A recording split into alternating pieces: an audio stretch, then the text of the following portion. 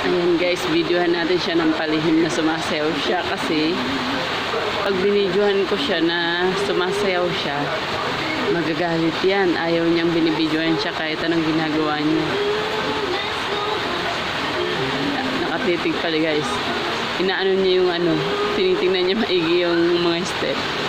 Ganyan yan, kahit maliit pa yan, alam na niya yung mga step ng sayaw. Ayan, magsisimula na siya guys. Kumikembot-kembot na. Mamaya yan, tatalon-talon na yan.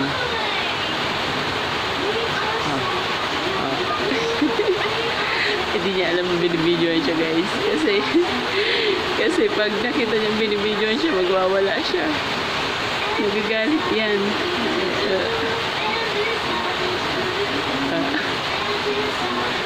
Ginagaya niya guys yung ano, yung sumasayaw ng mga T-Rex.